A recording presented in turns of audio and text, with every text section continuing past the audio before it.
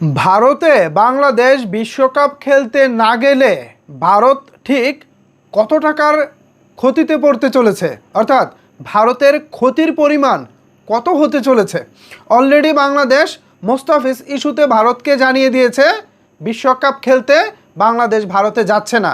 So এই যখন অবস্থা, তখন ভারত ঠিক কত টাকার আর্থিক ক্ষতির মুখে পড়তে চলেছে এ বিষয় নিয়ে একটি প্রতিবেদন করেছে কলকাতার গণমাধ্যম আনন্দবাজার পত্রিকা।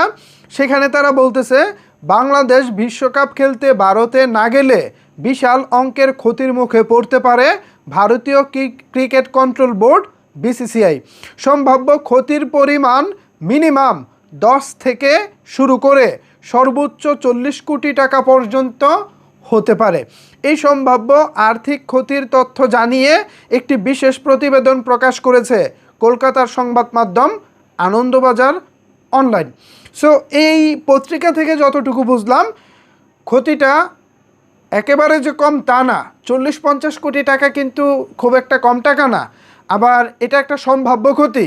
যদি পুরো সামগ্রিক দিকটা বিবেচনা করি, টিকিট বিক্রি শুরু করে মানে বিভিন্ন যে ফ্যাসিলিটিসগুলো আছে সেগুলো কিন্তু এখন ভারত থেকে ট্রান্সফার হয়ে চলে যাবে শ্রীলঙ্কায়। লাভটা যা হওয়ার সেটা কিন্তু শ্রীলঙ্কার হবে। ভারত পুরোপুরি এই বেনিফিটটা থেকে বঞ্চিত হবে। কারণ আপনারা জানেন ভারত হচ্ছে বাংলাদেশের নেইবার কান্ট্রি, বাংলাদেশের পার্শ্ববর্তী দেশ।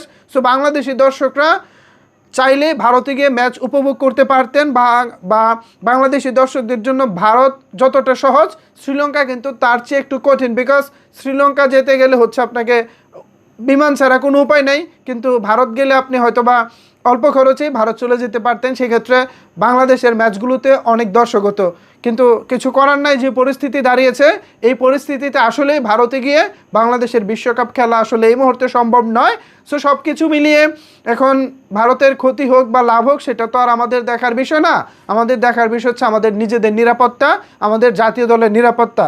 সো বাংলাদেশ ক্রিকেট বোর্ডের চাওয়া অনুযায়ী আশা করি আইসিসি বাংলাদেশের ম্যাচগুলো তারা শ্রীলঙ্কাতে শিফট করে নেবেন এবং বাংলাদেশের ম্যাচগুলো সেখানেই আয়োজন হবে। সো ভিউয়ার্স, এ বিষয়ে আপনাদের মতামত কি জানাতে পারেন নিচের কমেন্টস বক্সে। ধন্যবাদ সবাইকে এতক্ষণ আমার সাথে থাকার জন্য।